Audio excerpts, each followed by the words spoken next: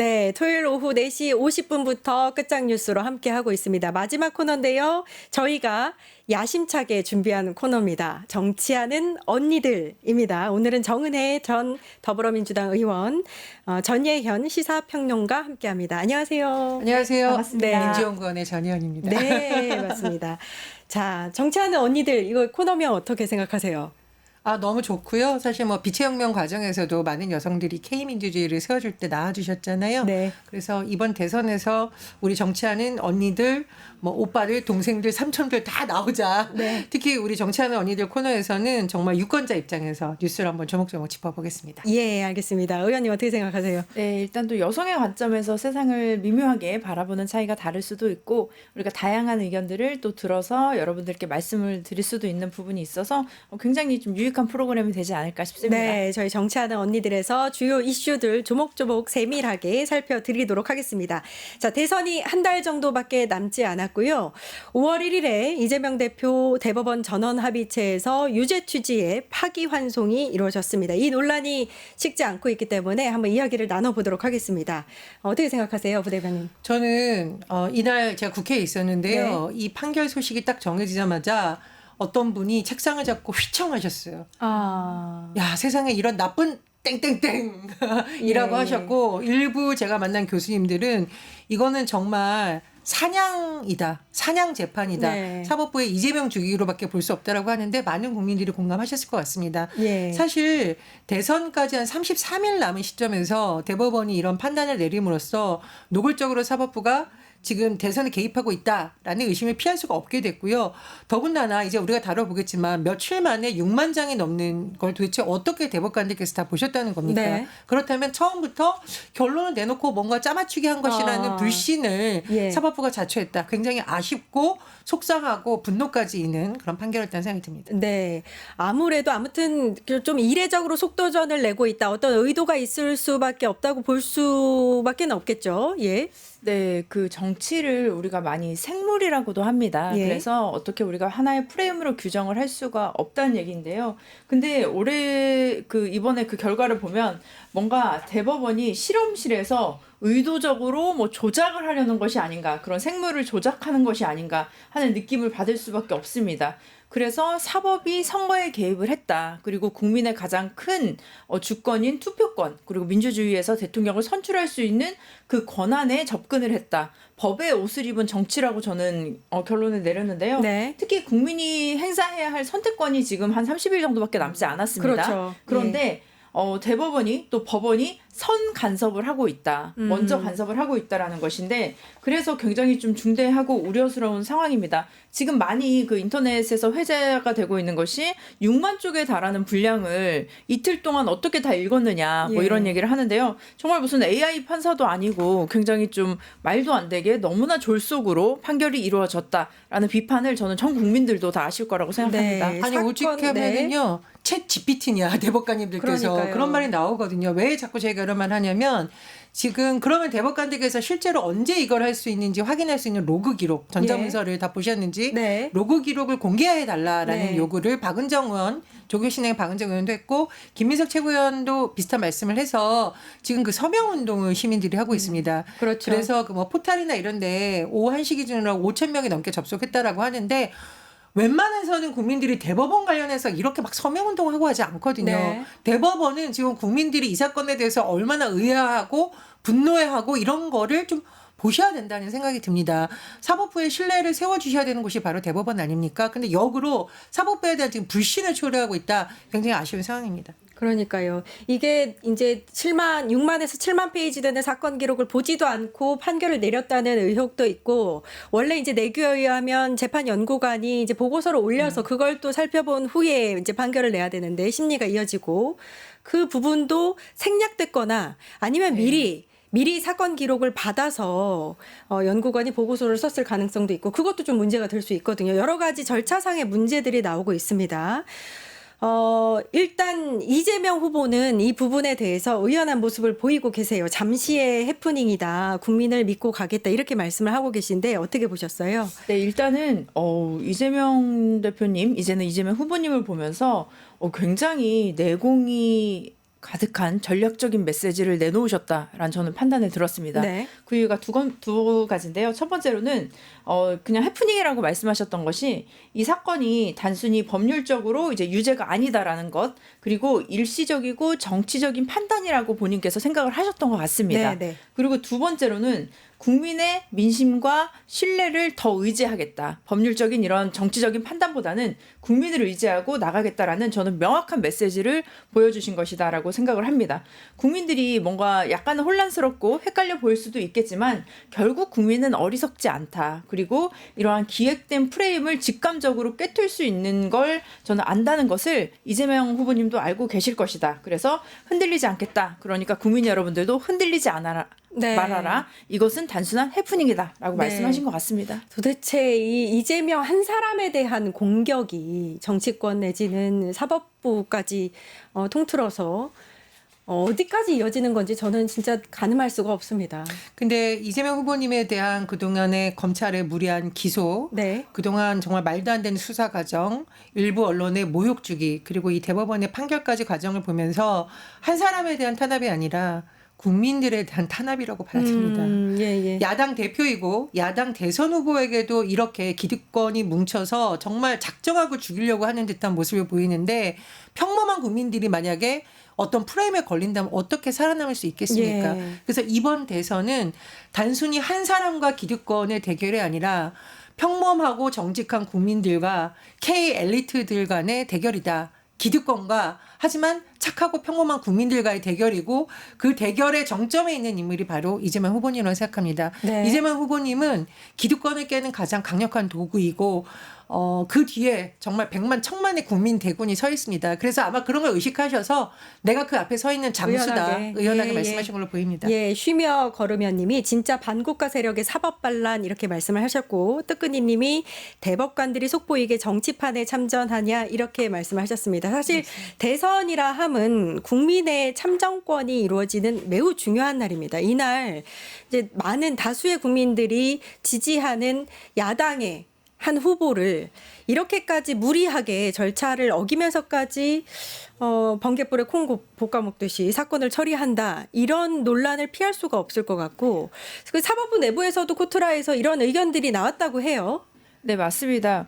가장 중요한 것은 법원이 상식적으로 국민의 눈높이에서 판단을 했어야 했고 지금 많은 변호사분들도 한 거의 수백 명에 달하는 변호사분들이 이 판단에 반대를 하는 의견을 내시겠다고 지금 준비를 하는 것으로 알고 있습니다. 예. 그리고 통상적인 이런 소송 같은 경우는 준비 기일과 재판을 포함해서 수개월이 걸리는 것이 상식적이고 합리적인 기간인데요. 지금 첫 공판이 2주도 채 안 돼서 잡히고 단 하루 만에 파기환송 선고 후에 고등법원에 배당이 되고 그렇죠. 이렇게 신속하게 되는 것은 마치 경주마를 이렇게 스타트 라인에 놓고 네. 출발 신호도 안 해놓고 우리는 공정하다. 너희는 왜 제때 달리지 않았냐. 뭐 이렇게 얘기하는 거와 같다고 보여지는데요.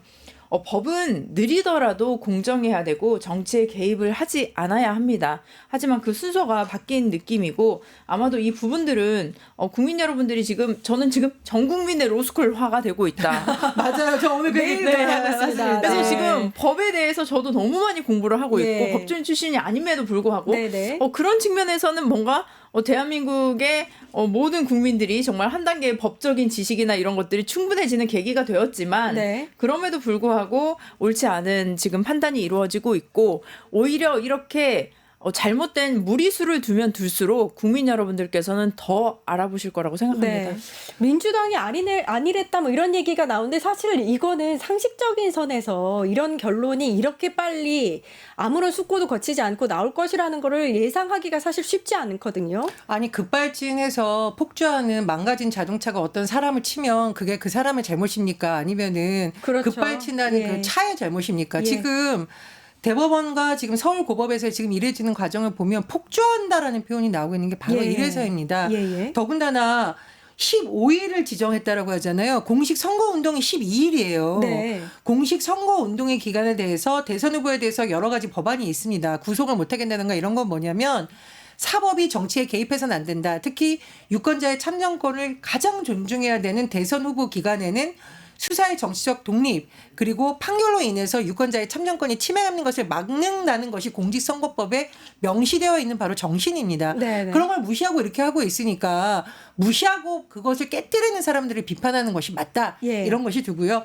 다만 민주당으로서는 지금 너무 비정상적인 상황이 벌어지고 있기 예, 때문에 예. 긴장하고 잘 대응하는 것은 맞습니다. 하지만 제가 한마디만 더 말씀드리면 예, 예. 지금 판사들도 내부 망에 이번 대법원 판결은 이례적이고 불신을 네. 자초했다는 글이 올라오고 있잖아요. 그렇죠. 예. 아니 편직 판사도 납득하지 못하는 재판을 어떻게 주권자들이 받아들일 수 있겠습니까? 네. 예, 저는 이 말씀 꼭 드리고 싶습니다. 네, 그 판결문도 좀 화제가 됐었어요. 반대 의견을 냈던 두 명의 판사, 이흥구, 조경희 판사인가요? 그 두 명의 판사가 햇님과 바람 이야기를 하면서 이렇게 빠르게 이렇게 중요한 선고를 하는 게 맞는지에 대한 의아함도 좀 내비치기도 했었죠. 이례적이에요, 이 부분도. 네, 그래서 저 같은 경우는 이렇게 대선 전에 신속하게 결론을 내려는 것이 저는 당연히 무죄로 결론을 내릴 것이다라는 판단이 들었습니다. 네. 왜냐하면 이 이슈가 계속 선거 기간 내내 제기가 되고 당선 이후에도 문제가 될 것을 염두해서 대법원이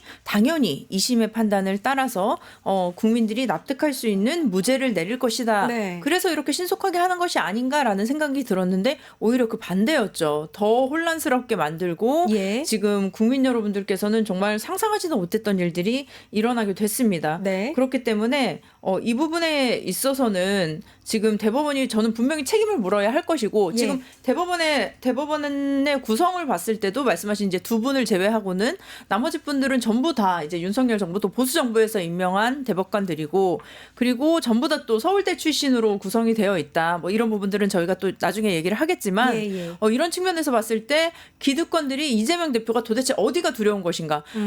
요즘 SNS에서 제가 그 얘기를 봤는데요.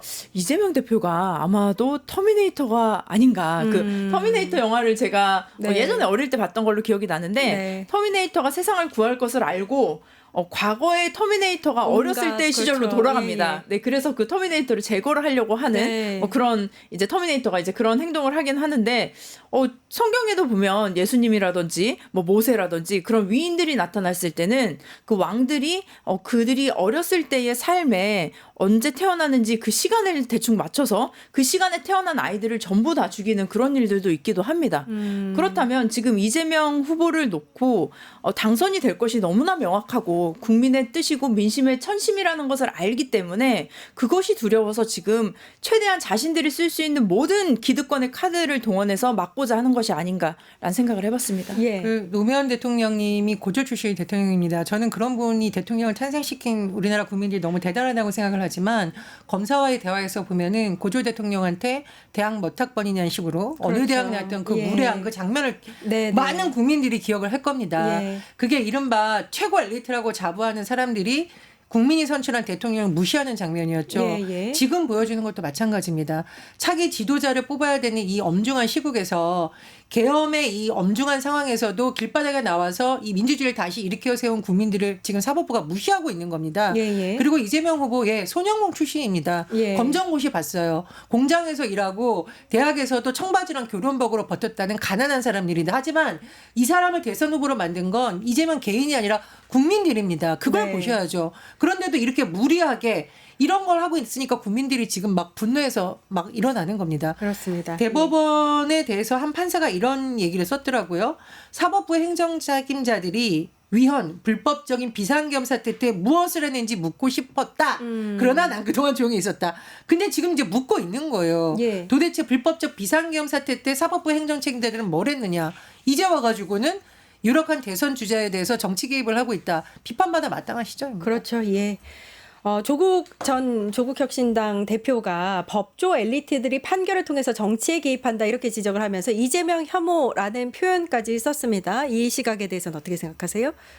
네, 물론 모든 법조인이 그렇지는 않지만 이 판결을 통해서 특정 정치인에 관한 불편함 또는 경계심이 이렇게 당연히 드러나는 것은 사실이고 전희연 대변인님께서 말씀하셨듯이 이재명 대표는 소년공 출신 또 노동자 출신입니다. 그래서 제대로 정규 교육을 받지 못했고 그 시간에 공장에서 일을 할 수밖에 없었던 네. 하지만 그럼에도 불구하고 자신의 꿈을 포기하지 않고 대학까지 진학을 했던 분입니다. 예. 정말 비주류의 정점이고요. 엘리트 정치에서나라도 너무나 벗어난 분이라고 할 수 있죠. 그가 대통령이 되는 것이 당연히 일부 기득권층은 받아들이기 어렵다고 느낄 수 있을 것 같습니다. 네. 하지만 민주주의는 정말 다양한 사람이 존재하고요. 그 다양한 사람들이 함께 화합하고 융합해서 이루어나가는 국가가 되어야 합니다. 특정 기득권 세력이 특정 교육을 특정 학교를 나온 사람들이 지배해서는 되는 것이 아닌데요.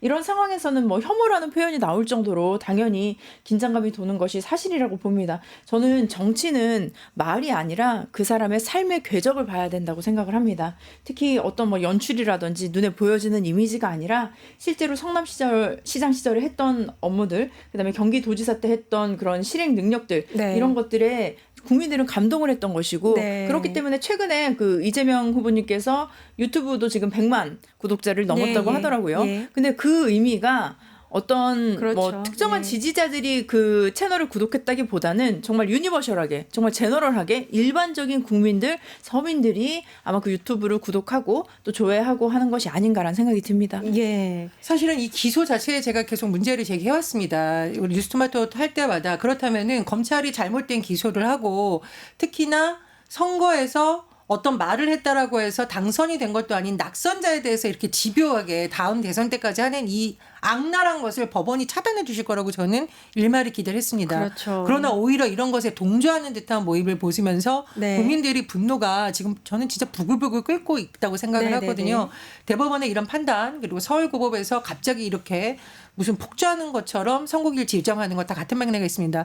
한 가지만 더 말씀드려 볼까요? 예. 지기현 판사가 내란 수계 풀어주던 것과 너무 비교되지 않습니까? 그런 얘기도 있더라고요. 지기현 판사가 이 구속 취소를 이제 얘기를 할 때도 대법원과 어떤 커넥션이 있었던 게 아니냐, 허락을 받고 한 거다 이런 얘기도 있긴 하더라고요. 아니 그렇지 않고서야 이런 기한 행동이 나올 수 있냐라는 의심을 자꾸 국민들이 하게 그때 되는 그리고 거죠. 대법원 반응을 하지 않았었어요. 그리고 뭐 윤석열 내란 수계는 뭐 서울대 법대 최고 엘리트 출신 아닙니까? 네. 그렇다 보니까 재판 과정에서 초기에 지기현 판사가 뭔가 굽신굽신대는 듯한 봐주는 듯한 모습 그리고 이상한 방법을 써서 구속 상태인 내란 수계를 풀어준 거 그리고 지금 일부 재판에 대해서 비공개하고 있는 거 네. 그리고 지금 여기 우리 이재명 후보님에 대해서는 이렇게 가혹하리만큼 이상하게 판결 내리고 있는 거 예. 너무 대조되잖아요. 그렇죠. 그러니까 국민들이 야 이거 대법원 사법부가 대선에 개입하는 거 아니야? 우리가 우리 손으로 대통령 뽑겠다는데 왜 사법부가 나서 방해하냐? 맞습니다. 이런 말이 나온다고 봅니다. 네, 사법 쿠데타라는 얘기가 나올 정도로 지금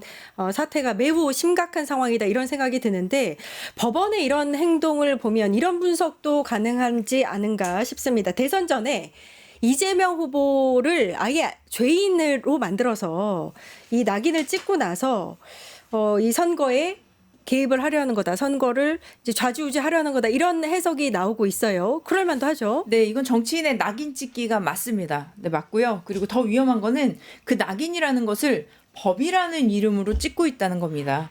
그리고 마치 준비해 놓은 도장을 들고 있다가 상황이 바로 되니까 바로 그냥 유죄 이렇게 도장을 찍는 것처럼 낙인을 찍고 있는 것이고요. 그리고 특히 보수 언론들 보도 절차라든지 뭐 정치권 발언들이 이제 굉장히 동시다발적으로 지금 이루어지고 있어요. 마치 누군가 계획을 한 정말 이거는 제가 사실 그런 얘기까지 했습니다. 이거 넷플릭스에 한번 이 스토리를 한번 우리가 판권을 가지고 팔아도 되겠다. 말도 안 되는 정치 너무 소설 상황이라는 같고 건 영화 같아서. 맞습니다. 네, 그래야 되는 것이 아닌가. 하지만 굉장히 좀 부실했던 사실 내란도 그렇고요. 예. 지금의 이 대법원의 판결과 법조인들의 판단 또한 저는 그렇다고 봅니다. 네. 내란 자체도 굉장히 부실했고 너무나 졸속하게 모든 국민이 알게 되는 그런 상황이 되었는데 지금도 뭐 이재명 그 후보님을 문제 있는 인물이다 이런 식으로 프레임을 하고자 하는 것인데 이것은 사법의 중립성 그리고 독립성 그리고 헌법상의 무죄 추정의 원칙을 무너뜨리는 심각한 행위라고 보여집니다. 예. 과거에 김대중 죽이기라는 책 굉장히 유명했던 거 아시죠? 당시에는 네. 주로 이제 언론을 중심으로 지식인 카르텔이 김대중이라는 인물을 빨갱이로 몰아가고 네. 어떻게 굉장히 위험한 인물로 만들어가느냐에 대한 굉장히 비판적인 내용을 담은 책이라고 볼 수 있는데요. 지금 사법부가 보여주는 형태가 바로 이재명 죽이기입니다. 그렇죠. 정말 넷플릭스에서 시리즈로 만들어도 될 것 같아요.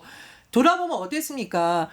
뭐 칼로도 펜으로도 총으로도 죽일 수 없다가 비유가 아니라 실제입니다. 네. 실제예요. 이제 법으로 죽이려고 하네요. 이제 법으로 죽이려고 예. 합니다. 그것도 아니가. 근데 법이 누구를 위해서 존재합니까? 국민을 위해서 존재하죠. 국민 중에서도 가장 약한 자를 지키는 보루가 우리가 보통 대법원이라고 하는데 예. 이번에 그게 깨진 겁니다. 근데 이재명 후보님도 말씀하셨듯이 대통령 국민이 뽑습니다. 네. 국민들이 정말 압도적으로 국민의힘이 무엇이다.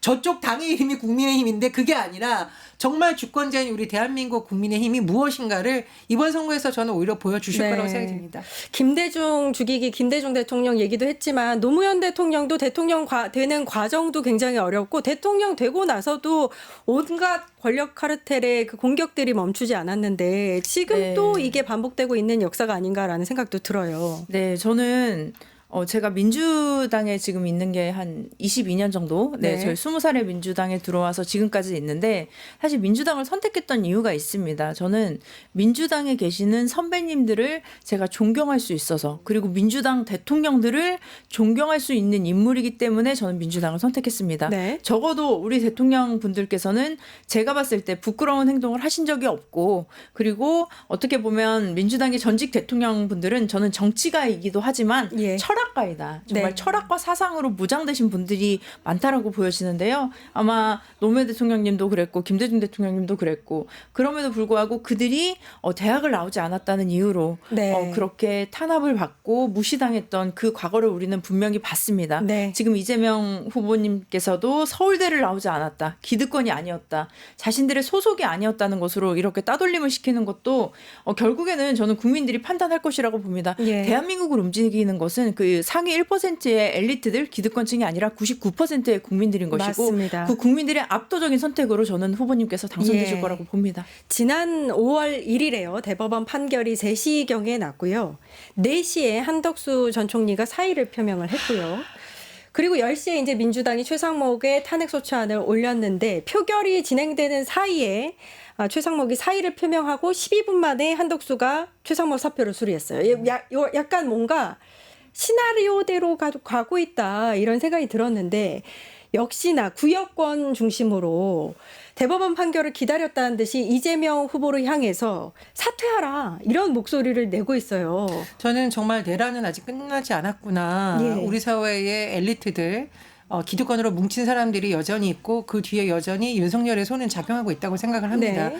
이게 기획되지 않고 어떻게 시간을 착착착착 맞춰서 되는가라는 생각이 드는데요. 여전히 그 기득권 엘리트들이 움직이면서 이 시스템을 작동시키고 있다고 생각을 한다. 그래서 이번 대선은 이재명과 국민의힘 후보의 대결하기보다는 제가 거듭 말씀드리는데 이재명이란 도구를 쓰고 있는 많은 국민들과 썩은 기득권 엘리트들의 네. 대결 구도라고 생각이 듭니다. 그리고 난가병을 한덕수 총리라고 얘기하는데 난가병이 많은 것 같아요. 네네. 난가병 많은 분들이 자꾸 이재명 후보 흔들려고 하는 건데 제가 드라마 선덕여왕 생각이 났더라고요. 왜요? 드라마 선덕여왕을 보면 선덕여왕이 호의를 베풀고 믿어줬던 사람들이 거꾸로 선덕여왕을 배신하고 나라를 흔드는 그런 세력이 되거든요. 네네. 선덕여왕이 늘 관용과 화합을 베풀지만 이때만큼은 칼을 들어서 참수를 하는 장면이 나옵니다. 왜냐? 이런 일이 반복되면 신뢰를 베푼 사람이 바보가 되고 네. 배신자가 승리하는 나라를 만들면 안 된다는 의지를 보여준다고 생각을 합니다. 네. 정말 이 난가병에 걸린 사람들은 국민이 정말 회초리를 들어서 한번 엄중하게 경고를 하셔야 된다. 네. 그래야 이렇게 누군가를 흔들어서 본인들의 기득권을 지키려고 하는 움직임이 좀 줄어들지 않는가 생각합니다. 네. 아무튼 이 구여권 국민의힘은 전략이 이재명 죽이기, 정적 죽이기밖에 없구나, 이재명밖에 없구나, 오로지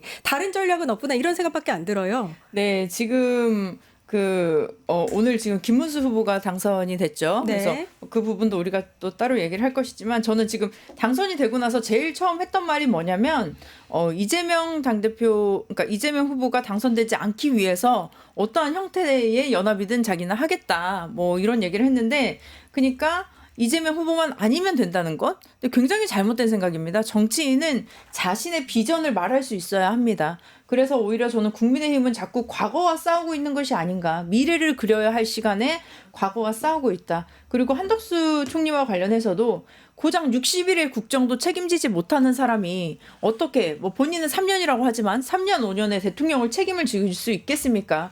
그리고 지금 출마 과정에서도 총리실 소속의 공무원들이 동원됐다는 얘기가 있습니다. 이건 분명히 선거법 위반이고요. 이 부분에 대해서도 저는 철저히 조사를 해야 한다고 봅니다. 마지막으로 본인이 지금 호남에 내려가서 저도 호남 사람입니다. 뭐 이런 얘기를 했다고 하시더라고요. 네. 근데 호남 사람은 출신 증명서로 하는 것이 아닙니다. 네, 네. 정말 그 진심과 역사 앞에서 네. 내가 얼마나 누구와 함께 하느냐. 그리고 호남의 정신이 책임과 연대로 살아나가는 네. 것이지 내가 호남에 태어났고 호남의 피를 가지고 있다? 네. 그것은 정말 오히려 저는 한덕수 그 총리의 절박함을 보여주시는 것이 아닌가. 본인이 안 될 것 같고 더 이상 퇴로가 없으니까 네. 내가 가질 수 있는 모든 카드를 동원해서 국민들에게 어필을 하고자 하는데 저는 이렇게 어필하면 어필할수록 자꾸 반기문 사무총장의 모습이 보입니다. 당시에 제가 지금 그 조사를 해봤더니 예. 그 반기문 사무총장이 지지율이 초반에 나왔을 때죠. 예. 차기 대선 주자 여론조사에서 그 MBC가 발표했던 건데요. 반기문 총장이 31%였습니다. 31.6%였고 문재인 후보가 16.2%였습니다. 그런데 이런 기대감이 올랐던 상황 속에서 당시에 반기문 사무총장이 정치적인 퍼포먼스 하셨던 거 기억날 겁니다. 지하철 그 티켓을 사야 되는데 보통 우리가 1,000원짜리를 집어넣게 되는데 10,000원짜리 2장을 막 쑤셔 넣으면서 지하철 티켓을 사려고 했었고요. 네, 기억납니다. 그리고 갑자기 뭐 심폐소생술을 하겠다고 뭐 이렇게 흉내를 내거나 네. 어르신들에게 그 이렇게 몸이 불편하신 어르신들에게 식사를 드리려는데 쇼죠, 이벤트. 어르신이 또 누워 계시는 상태에서 아이고. 그러니까 평평하게 누워 계시는 상태에서 기억나요. 억지로 이렇게 식사를 예. 먹이려는 모습을 보면서 진정성이 하나도 느껴지지 않는 후보였다고 보여집니다. 그래서 아마도 저는 한덕수 후보 같은 경우도 이런 모습들을 계속 저는 보여줄 거라고 생각합니다. 어제 쪽방촌 갔던 모습도 사실은 네. 정말 웃겼어요. 그러니까 쪽방촌을 배경으로 해서 기자들하고 맞습니다. 이야기를 나누고 또 따로 오세훈 시장 불러다가 이제 밥 같이 먹고 뭐 이런 모습들이 되게 또 이벤트 같다 이런 생각이 들더라고요. 쪽방촌 갔다 온 다음에 장면은 한 언론에서 찍어서 내보냈더니 다 욕하시더라고요. 네. 지금 뭐 하는 거냐. 화 나지 않습니까? 화나죠. 떠오르는 장면 있죠. 옛날에 침수했을 때 윤석열 구둣발로 그렇죠. 가가지고 네. 사람이 사망한 거기를 이렇게 구경하듯이 들여다보는 그렇죠. 사진을 청와대에서 공개해서 네. 난리 났던 그 장면. 네, 네. 어쩌면 이렇게 한덕수와 윤석열은 닮았을까. 같은 라인이거든요. 내면적 쌍둥이가 아닐까 예. 이런 생각이 듭니다. 그리고 이렇게 불신을 먹고 자라는 저질 정치 그만해야 됩니다. 지금 국제 상황 너무나 엄격하고 5년 후에 미래를 끌고 갈 대한민국 지도자를 뽑는 선거에서 야당 후보 욕하는 여당 후보가 어디 있습니까? 살다 이런 저질 정치는 처음 본다 이런 생각이 드는데 김문수 후보도 그렇고 한덕수 후보도 일단 사과부터 하십시오. 예. 내란 수계랑 같이 일하면서 불법 구태타 막지 못한 것에 대해서 사과부터 해야 되고 엄밀히만 하면 사실 대선 출마하는 것도 맞지 않는데 그나마 나왔고 한덕수 총리 전 총리에 대해서 한마디만 더 하자면 어제 그 광주 영상을 보니까 거기 시민들이 피켓 들고 온 것 중에 무슨 내용이 있었는지 아세요? 네. 내라 마귀. 내란 마귀. 근데 광주 시민들이 어떤 분이에요? 5.18이 어떤 사건입니까? 목숨을 바쳐서 민주주의를 지켜낸 분들이 있는 자리에 뻔뻔하게 와가지고 그러니까 얼마나 호남적 사랑해야 된다고. 얼마나 진짜 화가 나시겠습니까? 저는 김대중 전 대통령님이 살아나셨다면 한덕수 불러서 진짜 호통치셨을 것 같다. 내 이름 함부로 얘기하지 마. 호남 함부로 얘기하지 마. 그러셨을 것 같아요. 네, 범보수 진영 쪽이죠. 이준석 개혁신당 후보도 기다렸다는 듯이 당선 무효 될 수 있다. 직위상실 위험이 존재한다. 이렇게 얘기를 했어요. 맞나요? 아니 그냥 입에서 나온다고 다 말은 아니다. 이런 말씀을 저는 드리고 싶은데 공직선거법 264조를 보면 당선 무효 요건은 당의 선거에서 범죄를 저지른 경우만 해당이 됩니다. 예. 그래서 사실은 지금 이 재판을 받고 있는 것도 지난 대선에서의 발언을 가지고 이제 논란이 되는 것인데 사실은 이런 법률적인 검토도 전혀 없이 이런 뭐 거의 가짜 뉴스죠. 네. 그리고 국민을 선동하는 아마 이준석 후보도 알면서도 네, 이렇게 저는 얘기하는 모르지 것 같아요. 않을 거라고 생각합니다. 네, 알면서도 근데 선동하기 위해서. 일반 대중분들께서 사실은 그렇습니다. 정말 먹고 살기 바쁩니다. 회사 다니고 장사하고 일하고 애 보고 집안일하고 너무 바쁘신데 이 말을 들으면 맞나? 라고 생각을 하지 이걸 누가 막 검색을 해보고 귀한 시간을 써서 네. 그렇게 하시겠습니까? 그렇게 되면 저는 정치인이라는 것이 말의 무게, 말의 책임이라는 것을 분명히 알아야 된다고 생각합니다. 그리고 말은 그 사람의 인격을 담아냅니다. 네. 이렇게 가짜 뉴스를 뽑아내는 후보 저는 절대로 정정당당하게. 후보로도 되어서는 안 된다고 예, 생각합니다. 이준석 후보님 명태균 게이트 관련해서 수사될 것 같으니까 그냥 수사 준비나 잘 하시고요. 예. 홍매화가 잘 자라고 있는지 잘 돌보세요. 네. 옆집 지금 물어뜯을 때가 아니고 본인이 지금 무슨 비전을 가지고 있는지 국민들한테 잘 알려지지도 않아요. 그럼 본인 얘기를 하셔야 되는 거죠. 아, 이준석을 누가 더 이상 신세대 정치인이라 부를 수가 없다 하는 걸 보니까 이준석은 이미 구악 정치인이다. 그게 이번 대선 과정에서 분명히 드러났다고 봅니다. 예. 두 번째 주제로 넘어가기 전에 지금 대법원 집회 현장에 나가 있는 김준형 조국혁신당 의원을 연결해서 인터뷰를 해보도록 하겠습니다. 김준형 의원님 나오셨나요? 사법부가 정치에 개입한 것으로 보이는데요. 사법부의 독립성과 중립성에 대한 견해가 무엇인가요? 사법부가 정치적 시간을 역할을 했다고 보십니까? 예, 저는 정치적 역할을 했다고 생각합니다. 우리는 삼권 분립을 세 개의 입법부와 사법부가 행정부가 분리되었다고만 생각하지만 한쪽이 정치적 개입을 하거나 기울었을 때 다른 부가 견제하는 경향이 있습니다. 그것을 보장하기 위한 제도입니다. 지금 사법부가 정치에 개입하기에 완전하기 때문에 이것을 입법부가 막아야 하고 이것이 계속될 때는 저는 탄핵의 이유까지 갈 수 있다고 생각합니다. 이재명 후보 파기 환송 사건에 대한 판단을 정치적으로 해석하는 것이 적절합니까? 법적 판단과 정치적 판단을 어떻게 구별해야 한다고 보십니까? 아니 지금 우리가 보고 있듯이 절차라는 것이 있고 또 관례라는 것이 있는데 이것을 다 그냥 없애버렸단 말이에요. 그러면 제가 방금 사실 발언을 했는데 미국 같은 경우에는 정치적 견해를 발표하는 것에 대해서 허위사실 유포라는 죄가 자체가 없습니다. 왜 그러냐 하면 국민들이 그것을 판단할 수 있도록 맡긴다는 것이 민주주의의 원칙이기 때문에 심지어 이렇습니다. 만약에 트럼프가 기소돼서 형을 받아서 감옥에 가더라도 미국에서는 옥중 출마가 가능합니다. 그만큼 국민의 판단을 가장 중요하게 생각하기 때문입니다. 앞으로 사법개혁에 대한 구체적인 계획이 있으실까요? 저는 조금 지금 사법부의 정치적인 개입을 의심하고 있지만 보다 확실한 것을 위해서는 뭐가 필요하냐면 아까 누군가 발언을 했고 많은 사람들이 얘기하는데 일단 15일 날 고법의 그 판단을 이재명 대표가 일단 연기를 했을 때 연기를 하지 않고 강행했을 때쯤 되면 저는 거의 저희가 분명하다고 보기 때문에 그때쯤에는 법관에 대한 탄핵을 기본적으로 생각해야 된다고 생각합니다. 민주당의 이재명 후보가 조국혁신당의 대선 후보라고 밝히셨는데 이번 사태 이후 조국혁신당 자체 후보를 내세울 계획은 없습니까?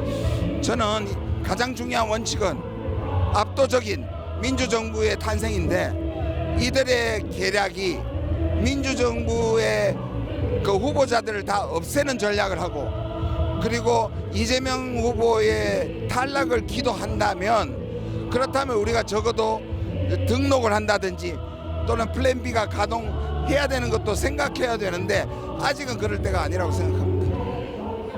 네. 네. 이야기를 들어봤고요. 자, 김문수 후보에 대한 이야기를 이제 이어서 가보겠습니다. 오늘 국민의힘 대선 후보가 선출이 됐고 56.53%의 과반 득표로 한동훈 후보를 이기고 국민의힘 최종 대선 후보로 선출이 됐습니다. 김문수 후보라 함은 반탄 후보였습니다. 그러니까 내란 세력의 연장선이다. 제2의 윤석열이다. 뭐 이런 이야기를 보여주는데 이런 후보가 최종 후보가 됐다는 거 국민의힘의 한계가 아니냐 이런 얘기가 벌써 나오고 있습니다. 예, 윤석열의 정신적 쌍둥이들이 왜 이렇게 많은지 모르겠습니다. 그리고 김문수 후보의 연설 수락할 때 제가 그 뜬 걸 읽어봤는데요. 이 정도면 가짜뉴스라는 비판이 나올 만하다. 이런 내용이 나오네요. 노동 약자들을 위한 나라를 언급을 하셨는데 본인이 고용노동부 장관일 때 과연 노동 약자의 편이었습니까? 아니죠. 윤석열 정부에서 내내 노조를 네. 반국가세로 취급하고 네. 가장 약한 데 있던 노동자들의 인권이 무너진 시기가 전 윤석열 정부라고 네, 생각을 네. 해요. 청년 일자리요? 아니 내란 수계가 정리되지 않은 나라에서 무슨 투자가 이루어지고 무슨 일자리가 제대로 창출이 되겠습니까? 예, 예. 내란 수계 이후에 100일 동안 경제가 어떻게 무너졌는지는 민주연구원에서 책자를 만들었는데 내용이 너무 많아가지고 네네. 제가 한번 들고 왔을 겁니다. 예. 여기. 외국인 투자들이 다 빠져나가고 그때 증시 난리 났던 거 기억이 나시죠? 예, 예. 중요한 건 뭐냐면은요. 김문수 후보가 지금 사과를 안 했어요. 오늘도 보니까. 예. 본인이 내란 수계 정권에서 떵떵거리면 잘 살고 이 내란 수계의 계엄을 못 막은 것에 대해서 반성도 없습니다. 네. 중요한 건 대통령 후보로서 도대체 뭘 하겠다는 건지 뚜렷한 비전도 없어요. 네. 이런 후보를 어떻게 믿고 경선을 하라는 건지 저는 경쟁을 하는 건지 좀 답답한데 이 당이냐 저 당이냐 떠나서 적어도 한 나라의 대통령 후보라면 이렇게 준비가 안 된 상태에서 출마하면 안 됩니다. 네. 정말 반성과 사과를 촉구합니다. 네. 아까 수락연설 이야기를 좀 해주셨는데 독도는 우리 땅이다 뭐 이런 의견도 오늘 얘기를 했다고 해요. 사실 이분에 대한 역사관은 많은 분들이 알고 있습니다.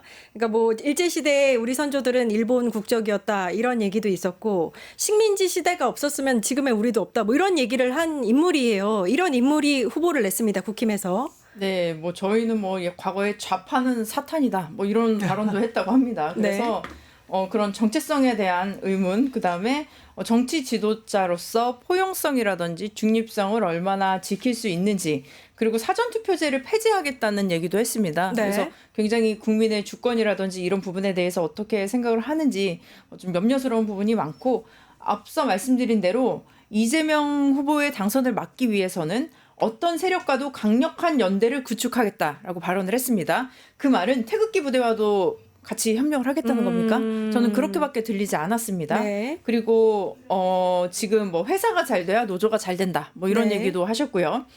이제 김문수 후보 같은 경우는 당무 우선권을 갖게 됩니다. 그래서 오늘 이후로부터 모든 당의 권한들을 갖게 되는데 네. 그런 대통령 후보로서의 자질이 있는지, 그리고 당을 어떻게 이끌어 나갈지 너무나 염려스러운 부분이 많고, 가장 크게 말씀을 드리고 싶은 것은 이번에 재보궐선거가 있지 않았습니까? 예. 거기서 국민의힘은 구로구청장 후보를 내지 않았습니다. 네. 왜냐하면 국민의힘 구로구청장에 의해서 잘못에 의해서 치러진 재보궐선거였기 때문이죠. 네. 저는 그 논리와 같다고 한다면 이번 대선도 마찬가지라고 봅니다. 예. 윤석열 대통령이 내란을 했고요. 그리고 탄핵을 당했습니다. 그 그렇다면 때문에. 지금은 대통령 후보를 내지 않는 것이 맞습니다. 그렇죠. 조기 대선의 원인을 제공한 당이잖아요. 맞습니다. 그리고 적어도 후보를 낸다고 한다면 과거의 결별을 약속해야 합니다. 과거는 절단하고 우리가 새롭게 나가야 한다고 약속해야 됩니다. 하지만 김문수 후보가 수락이 되고 나서 바로 먼저 했던 말이 윤석열 출당할 생각 없다라는 말이었습니다. 당연히 지금 상황에서는 윤석열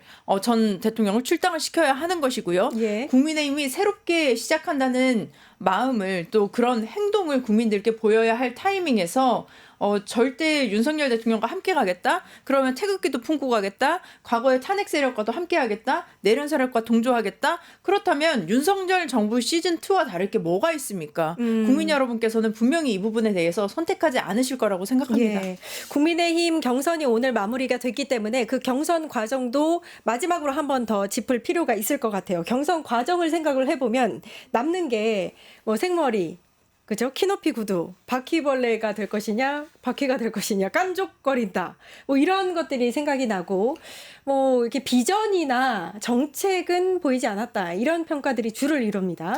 국민의힘의 이번에 대선 예비 후보님들이 SNL을 너무 어설프게 따라한 것 같습니다. 예, 근데 예. 국민들이 이제 SNL이라는 드라마 보면 그냥 막 웃잖아요. 스트레스 해소하려고. 그런데 국민의힘의 그 예비 주자들이 이제까지 토론을 보면서 국민들이 웃는 거는 어이가 없어서 웃는 거죠. 네. 그리고 사실 기분이 좋은 게 아니라 너무 속상합니다. 예. 어떻게 앞으로 5년 동안 대한민국을 책임지겠다는, 그것도 한때 여당이었던 집단에 있는 사람들이 하는 수준이 저 정도냐라는 말이 나왔습니다. 네네. 근데 제가 민주당하고 비교를 안 해볼 수가 없는 게, 민주당에 나왔던 주제가 뭐냐면은요, 메가시티, 지역균형 발전, AI 시대에 있어서의 정치의 역할 등등입니다. 너무 수준이 비교되지 않습니까? 그렇죠. 예. 예, 그래서 제가 어떤 방송에서 이 비유를 했는데 어떤 분은 펄쩍 뛰던데 저는 그렇게 생각을 합니다. 한쪽은 썬데이 서울이고 한쪽은 노벨문학상이다. 저는 그렇게 비유하고 싶습니다. 예, 알겠습니다. 어떻게 보셨어요? 네, 일단은 사실은 제가 지난주 금요일인가요? 굉장히 좀 우울했었거든요. 그래서 뭐 그냥 예. 기분이 뭐 날씨도 좀 꿀꿀하고 우울하다 이랬는데, 그 한동훈과 홍준표의 토론회를 보면서 네, 좀 기분을 풀었습니다. 그래서 그런가요? 좀, 코미디. 네, 너무나 코미디 같았고 웃겼고 네. 2025년에 대한민국의 대통령 후보라고 나온 사람들의 토론회가 맞는지 예. 제 두 눈과 귀를 의심할 수밖에 없는 경선이었고 토론이었습니다. 그래서 저는 사실 웃었지만 정말 그냥 우프다는 말이 맞았죠. 네. 웃으면서도 이 정도밖에 안 되나? 이렇게밖에 할 수 없나? 좀 안타까운 마음과 좀 슬픈 마음까지 들었습니다. 뭐 말장난하고 깐족거린다, 외모나 어떤 사생활에 대한 공격을 하면서 너무나 실망을 했고, 반면 이재명 후보를 보시죠. 이재명 후보님을 보시면 보여주는 언어와 정책과 그런 그러니까요. 방향, 비전, 국민의 삶에 대한 진심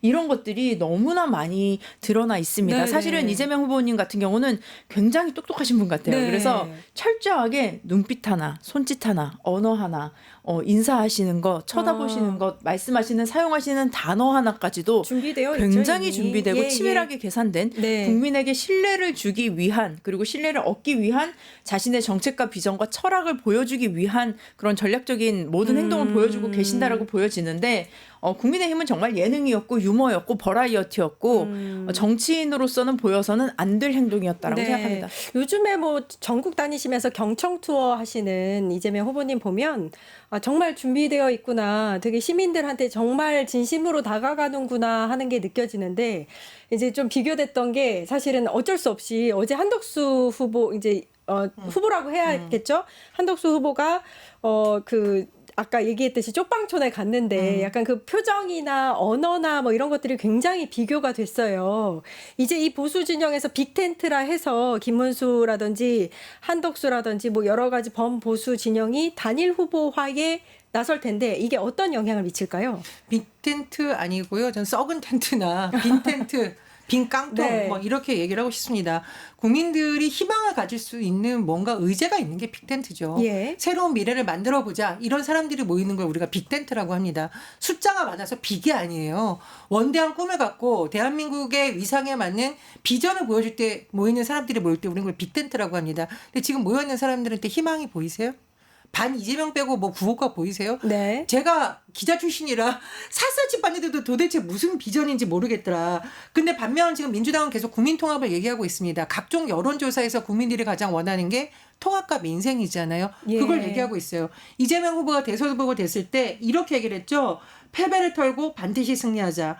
국민통합하고 세계로 나아가자. 이게 혼자 한 게 아니라 네. 의원님도 저도 일산 킨텍스에 했는데 다 같이 외쳤습니다. 예. 그거 하면서 사람들이 울었어요. 네. 국민을 통합하자 이 말에. 예. 지금은 그런 지도자가 필요한 시기라고 봅니다. 알겠습니다. 어떤 영향을 미칠지, 중도는 어떻게 잡아야 될지 마지막으로 좀 정리를 해주시죠. 네, 일단 정치는 두려움을 심는 게 아니라 희망을 심는 일입니다. 그런데 지금 국민의힘에서는 이재명 후보가 안 된다라는 계속 두려움만 심어주고 있는데, 오히려 지난주에 전당대회에서 이재명 후보가 압도적으로 승리한 것이 그들에게는 더 두려움과 공포로 다가왔을 것이다 라는 생각을 듭니다. 저도 당시에 킨텍스에서 제가 가장 기억에 남는 장면이 막 눈물을 흘리시던 어르신이 계셨어요. 그 압도적으로 당선되시는 모습을 보면서 막 눈물을 흘리시는데 그 진심을 느낄 수 있었거든요. 네네. 아마도 다른 국민들도 그 자리에 참석은 못하셨지만 댁에서 또 지금 보면은 해외 재외국민 투표에서 90%가 이재명 후보를 지지했습니다. 맞아요. 예. 제가 정말 깜짝 놀랐어요. 예. 너무나 압도적이었다는 것은 저는 오히려 해외에서 보는